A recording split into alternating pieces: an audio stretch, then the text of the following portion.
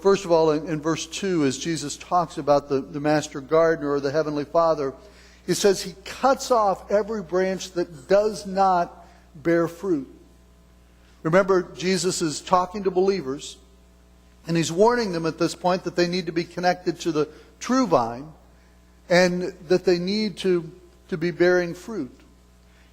Since Jesus is talking about spiritual truth, he's also talking about spiritual fruit. And we talked about that fruit this summer when we talked about the fruit of the Spirit, this fruit, these characteristics that should be in the life of every believer: love, joy, peace, patience, kindness, goodness, faithfulness, gentleness, and self-control. Experiencing saving grace is more than just taking out fire insurance. Saving grace is more than just making a decision that somehow keeps us out of hell. But beyond saving grace, we are to grow in more knowledge, to grow in our experience of Christ. And this growth process, this process is walking of a disciple, becoming more like Jesus. We are experiencing His sanctifying grace in our life. And what this passage tells us, that if we are not producing fruit, if we are not growing in that process, then it says we will be cut off. Look at verses 4 and 5. Jesus said, "I am the vine, you are the branches. If a man remains in me and I in him, he will bear much fruit. But apart from me, you can do nothing. If anyone does not remain in me, he is like a branch that is thrown away and withers." You'll notice the conditions in verse 6. It's not dependent upon Christ, but it's dependent upon us. Jesus will be faithful. He will never leave us nor forsake us. He is trustworthy. But if we choose not to remain in Him, then He will allow us to go. I think about that story of the prodigal son. The father loved his son very much, but when the son wanted to go, when he wanted to be free from his father's rules, when he wanted to be freed from his father's household, the father allowed him to go. And so, there are some people who choose to turn their back on God. Even after they've experienced saving grace, they choose to run in a different direction. God is faithful. He is trustworthy. But we are the ones that sometimes choose to go our own way.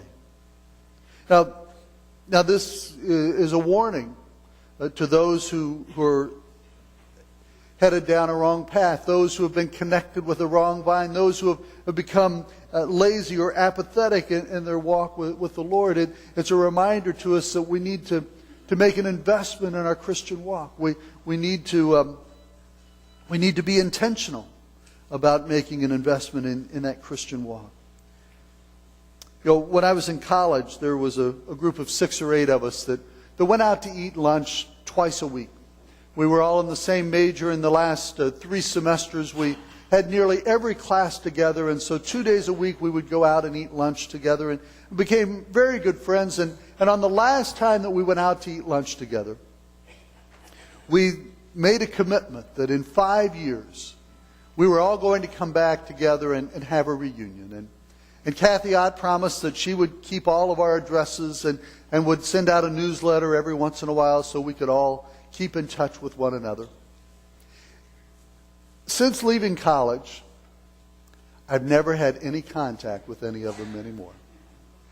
Kathy never got the addresses out. We lost track of one another. It's been more than 5 years, and we've not reconnected. And it's kind of sad to look back on those friendships that were lost. But even worse than that, how tragic it is when people experience saving grace, but then never make an investment in their faith, never do anything seeking to stay connected with Jesus, the vine, never giving themselves over to the workings of the master gardener. We grow in our relationship with Christ as we continue to rest in His grace. And rest in His grace means that when He opens a door for us, we walk through it. God can open a door for us in life, and we can choose not to walk through it. Sometimes God can give us a sense of call. A call that may go beyond what we think we can possibly do on our own, but as He calls us, if we say yes to that call, then we can experience His grace. However, when we resist that call, we are also resisting or saying no to His grace. As you see God's truth in His Word that can be applied to our lives, as we embrace that truth, through embracing that truth, we experience God's grace, but yet when we see His truth and say, no, that's not for me, then it's an issue that we're holding God's grace and what He has for us at arm's length in our life. God's grace often comes into our life when we least expect it. We sometimes experience God's grace in our life when our day is interrupted. We sometimes experience God's grace in our life during the tough times. The first characteristic of the master gardener was that he cuts off every branch which does not bear fruit. But the second characteristic of the master gardener is that every branch which does bear fruit, He prunes, so it will be more fruitful.